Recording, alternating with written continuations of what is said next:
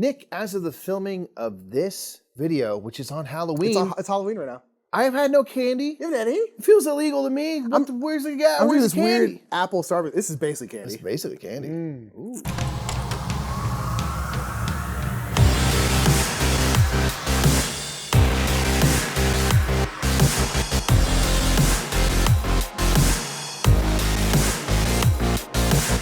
What's up, everybody? I'm Mike. I'm Nick. We are the Brothers Murph. It's time to talk about all things Board Game Geek once again. The best of BGG, where we talk about, again, the hottest games of the month, some news, some Murphy, just things around BGG that we like and everything. Absolutely. Yeah. So we are going to hop right into some Board Game Geek news. So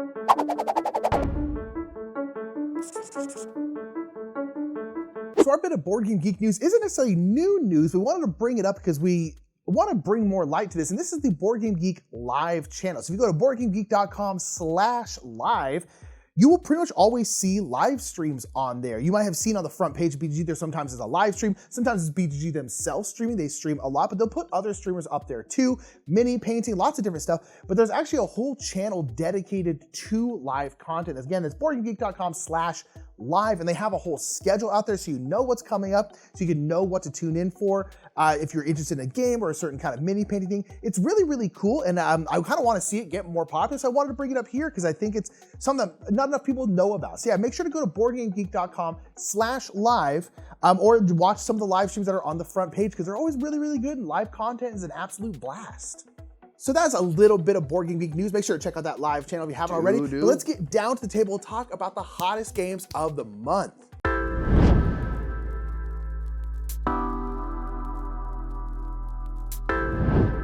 All right, so we're gonna talk about the hottest games of the month. Games that have been all over the hottest people will talk about. It's also been Essence. There's some games like that on here. Yeah. Let's go ahead and get number 10.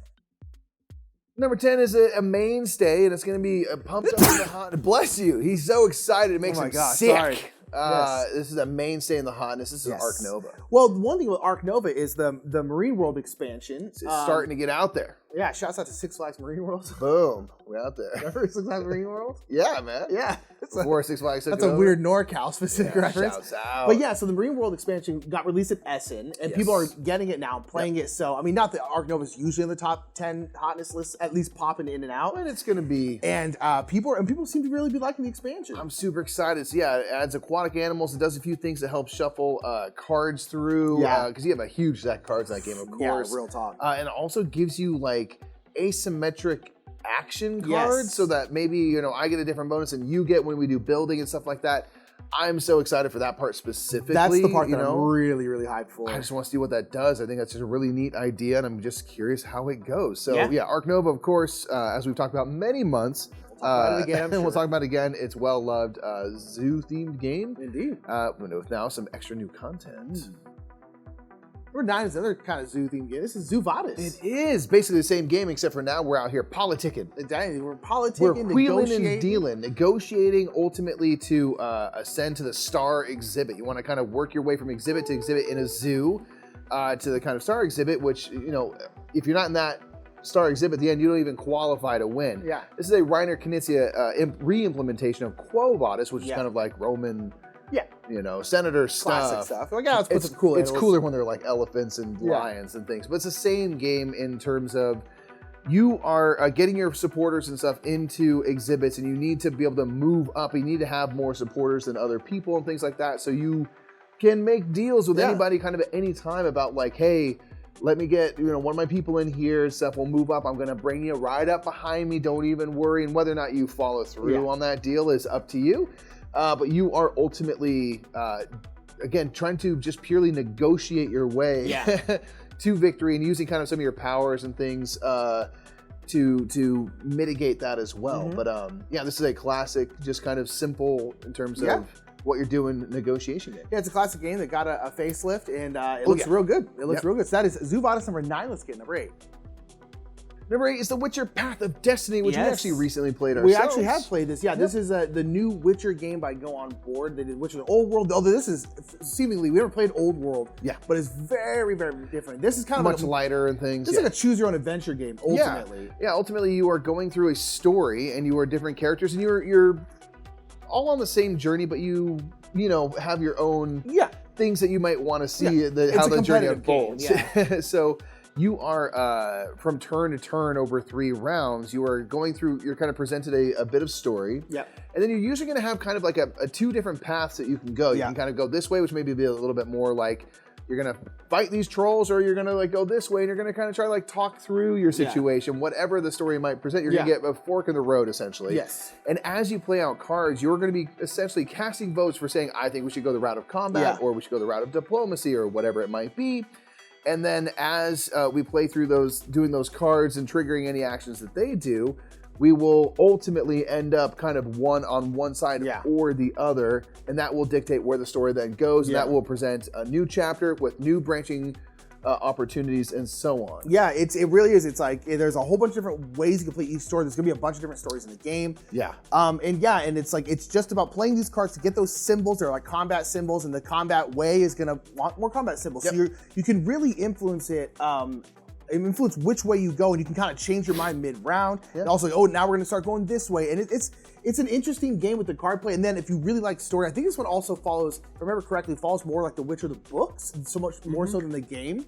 And so if you like that, and again, it's very, very story driven. But it's cool that you can play the same story and go different paths and essentially have a completely different story. Because if at that first initial encounter you go left instead of right, you're going to be on a whole different tree of possibilities. As far as we know, there's like way. So 4 or 5 different epilogues for each story that way can end and stuff like that. And there's a bunch of different stories. So it's a cool, pretty simple, ultimately little kind of choose your own adventure game. That's out on crowdfunding right now, so people are talking about it, and it's all in the hotness. That's number 8. Let's go ahead and get number 7. Number 7 is Apiary, which has been kind of being talked about for a while. It's a new Stonemaier game. It's in people's hands, I think, at this point, or very close to it. It's getting out there to people that pre-ordered it and stuff. Stonemaier always makes a splash when they have releases and announcements about games. This one is about spacefaring bees. Bees have become sentient, and they decided to go to the space, which I appreciate. Well, I mean, they're already organized now, but they're arguably way more organized. They've set their sights on the stars now. So you are traveling through space and stuff, and you are each a unique faction.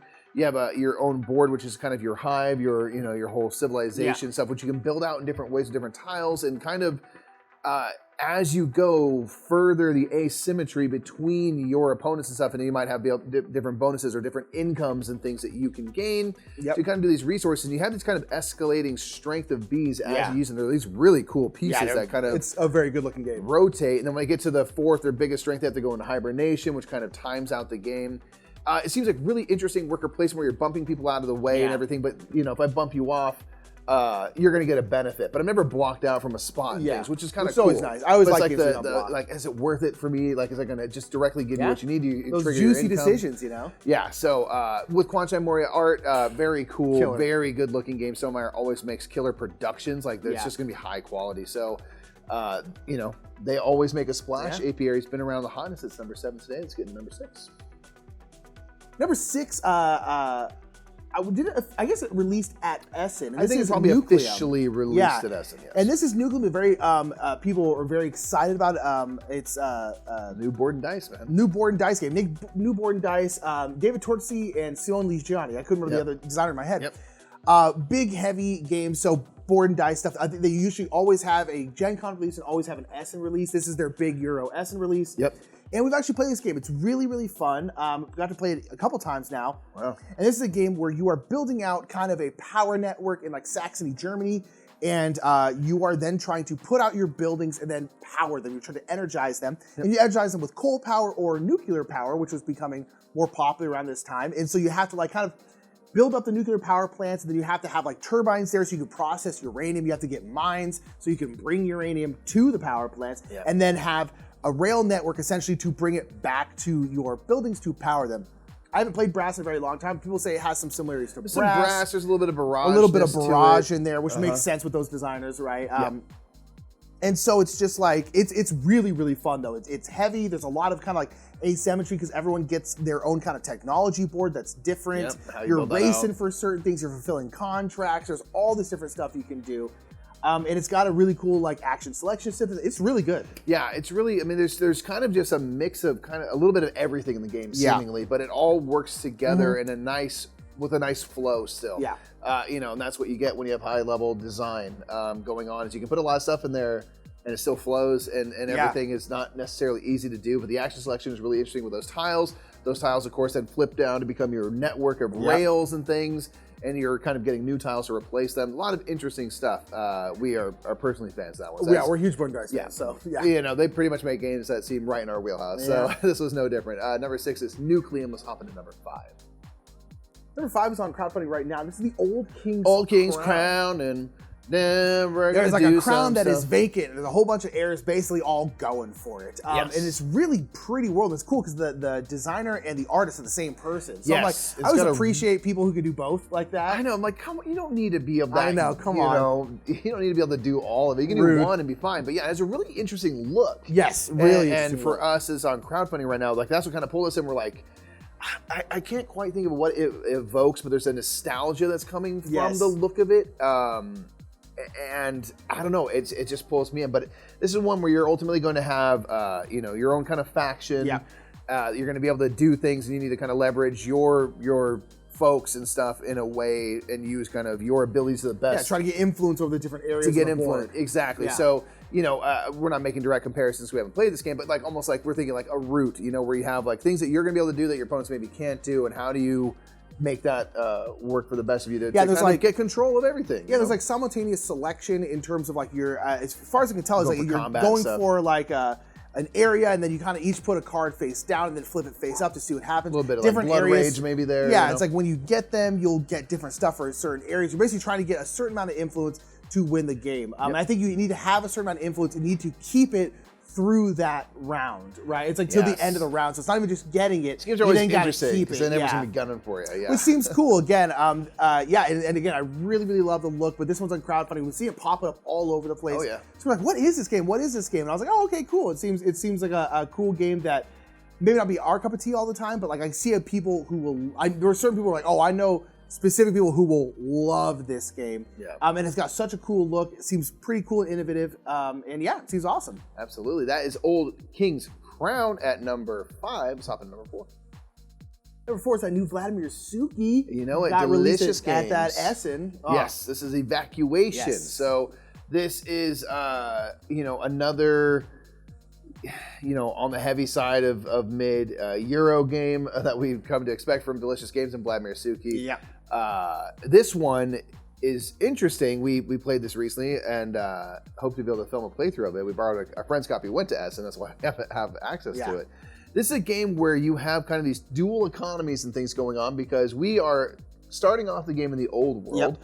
But the sun that's near it is expanding, as our sun will one day do. It's going to swallow up all the planets in the solar system, and so we got to get the heck out of the way. We got to move planets. Yeah, we got to move planets, and we have a new world that we know we can inhabit and stuff. We have some areas scouted out and everything to build up our settlements onto. So we have to kind of ship off everything from the old world to the new world. We have to get all of our production, which is useful because it's producing a ton of resources on the old world.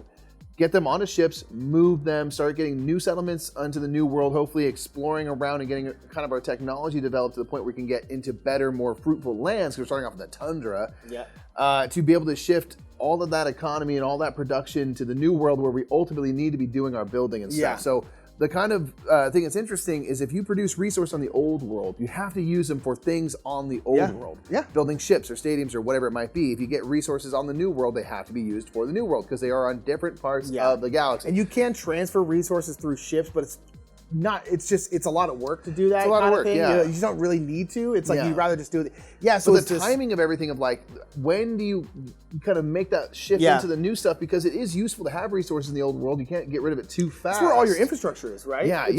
It's where all that is already. And so it's this kind of balancing where you're kind of doing this as you're going. This is the old world, the new world. You're kind of doing this. You and it's like, at what point do you go here, and start? It's like, it's very, very interesting.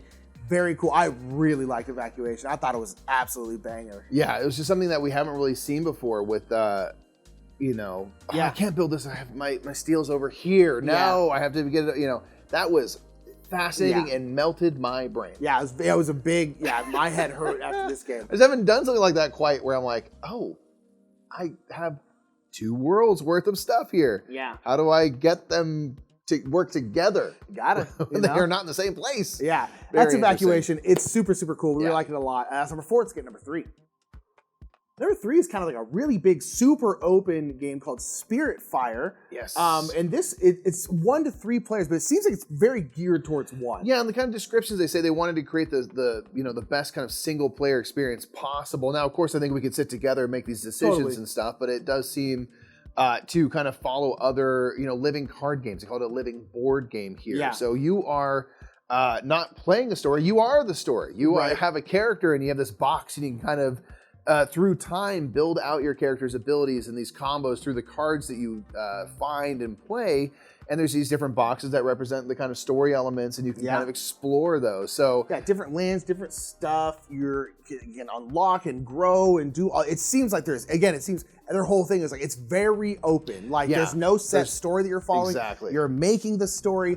You can explore all of this over here and not do any. It seems very open, as they've said. Yeah, they said they're kind of inspired by MMORPG games and stuff. These kind of big things where it's like you want to go down this path and just see what's going on over here. Do it. You can absolutely do that, and that might give you some amazing thing or tool or weapon or something that you can then carry forward. So we love video games that do that. Like you have played a lot of the Elder Scrolls games and stuff, and have gotten lost. It's kind of like you Skyrim, can do the where main you're like, story. I'm just going to be over here side questing. I'm gonna go do this for like 1,000 hours. Yeah, this seems like a board game that's very, very keen to let you do that, which is cool and also probably difficult to do. So. Yeah. It seems really, really interesting. Really, really cool. Oh yeah, so Spirit Fire is number 3. It seems very interesting. Very, very interesting. Intrigued. Let's get number 2.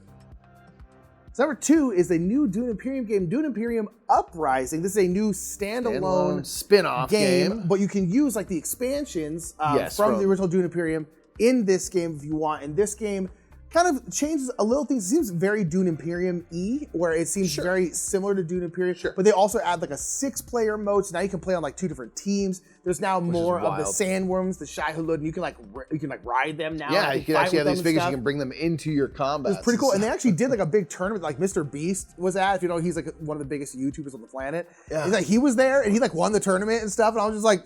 Again, we were talking about earlier, it's like, you don't have to be able to be like really successful in this area and also great at board games like Mr. Beast.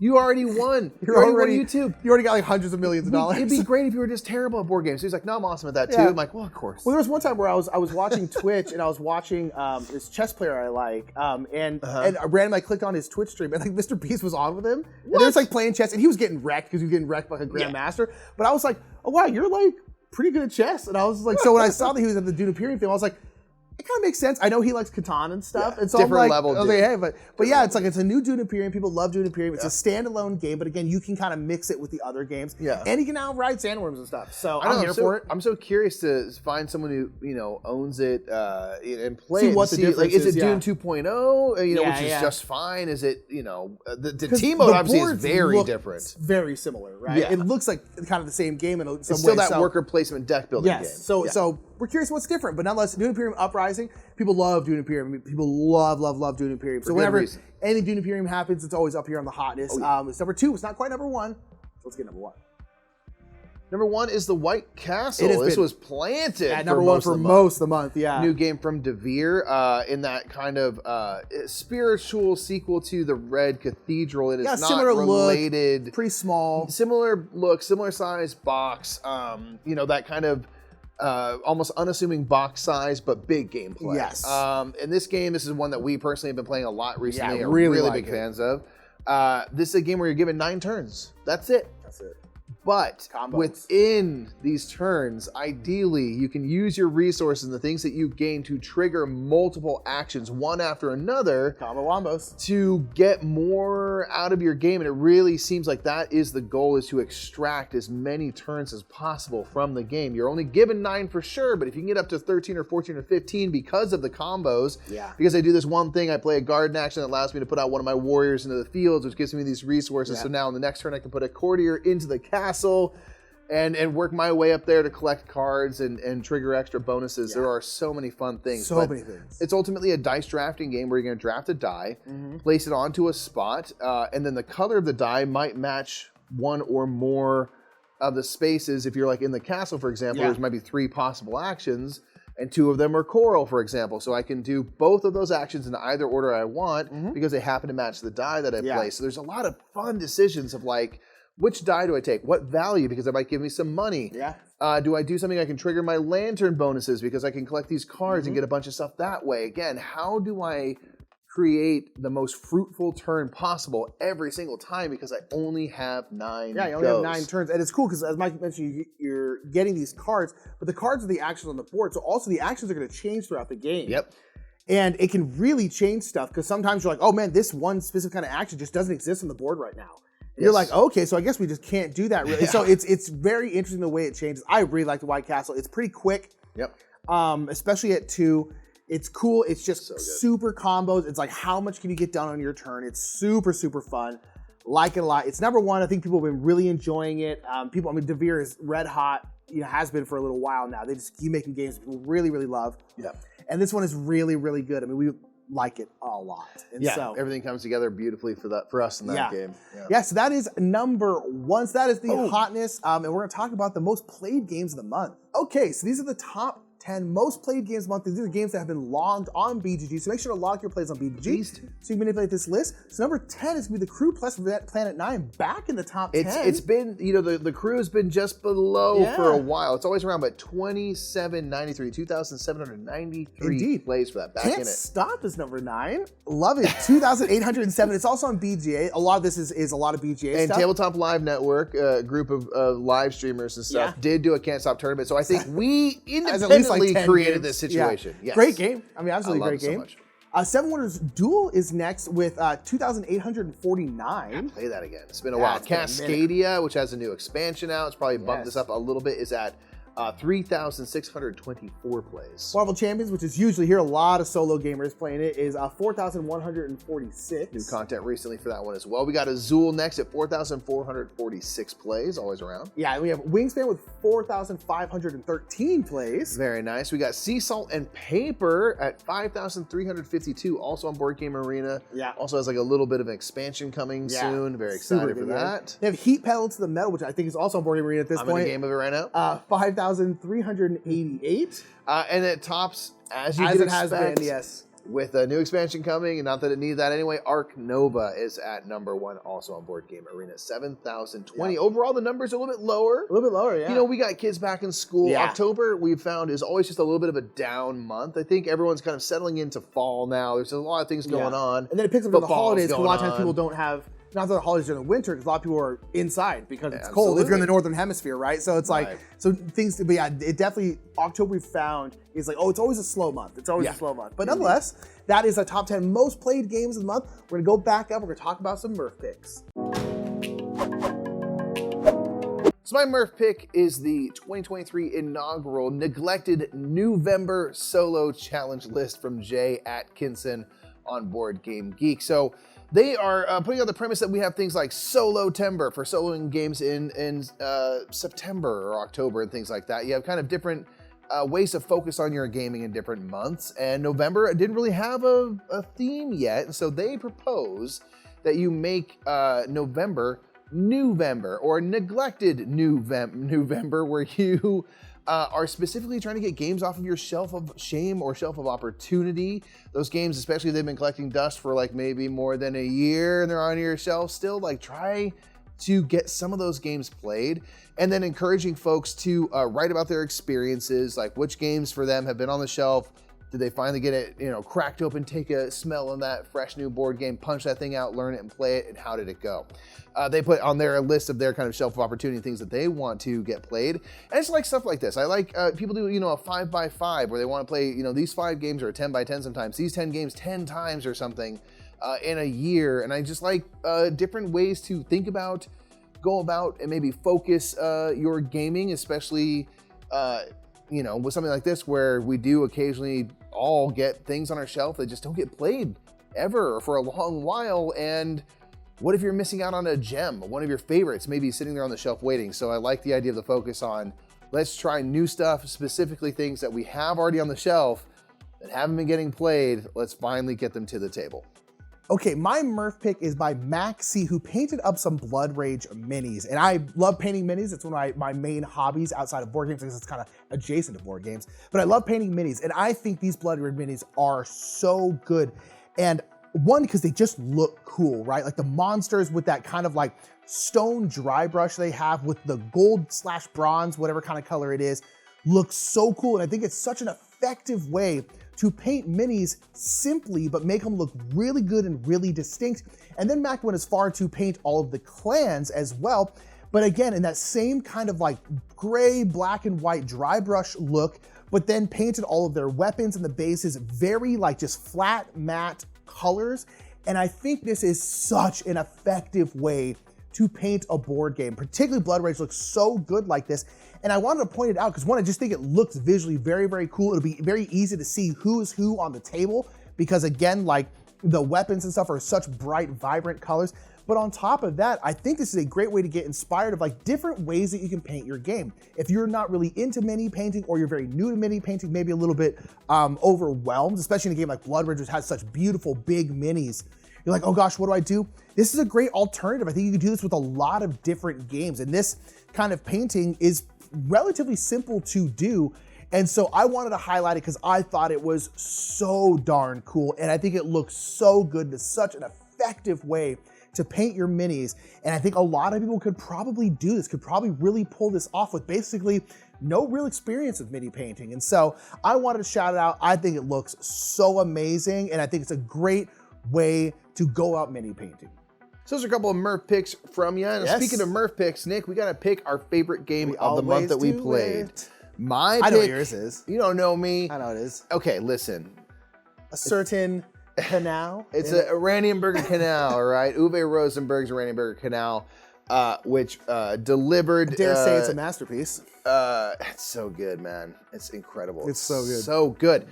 This was a crowd-funded game that is going to be being brought over here by a different publisher as just Canal with some upgraded art and things like that. But Oranienburger Canal is the original, which isn't ever going to get a wide release over here. But I had a buddy who picked up a secondhand copy while at Essen and very kindly sent it to me. So thank you, Dave, for that. Because I was very interested. I forgot about the crowdfunding and didn't back it in time. And I was regretful because at the time I was like, this is never going to see the light of day in America. No, probably not. And I was like, I really want to play it. I love Uwe Rosenberg, my favorite designer and everything. But now we played it and it is so good. It's very good. It's very good. Two-player game. It's a banger. It's very, very fun. It's got this really interesting thing where you have cards and stuff, but they don't trigger right when you build them. You have to kind of build pathways around them or bridges to trigger them. So the timing of everything is fascinating. Really, really loved it. Really good. Can't wait for that new version as well with the upgraded art because I will say, it pretty dry. But do I care? Spielworks. Spielworks is not known for their production. But it is so good. I don't care. My favorite game of the month is honestly maybe Oranienburger Canal. My favorite, I'm going to say, we talked about during the Hotness, that's going to be Evacuation. I really, really like Evacuation. I'm not going to go into it because we just talked about it, but I really, really enjoy it. It's just that balance is so interesting. It absolutely destroyed my mind. There's a couple different like kind of modules you can play with. I'm excited to explore those a little bit more. I really like Vladimír Suchý games. Everything they come out, Delicious Games comes out like one game a year at Essen. Last year it was Woodcraft, which is an absolute banger. Year before that was like Prague but Rainy, absolute banger. I mean, they just crush it, and this one is so darn good, so unique, really thematic. An absolute banger. Absolutely. So those are a couple of games that we really enjoyed playing this month. Let us know in the comments, though, what's your favorite game that you played this month? Whether it's new, an old, new to you game, whatever it might be, best for the month, hit them in the comments. Yeah, indeed. And that's going to be it for us. I'm Nick. I'm Mike. We're the Brothers Murph. We'll see you later, everybody. Bye.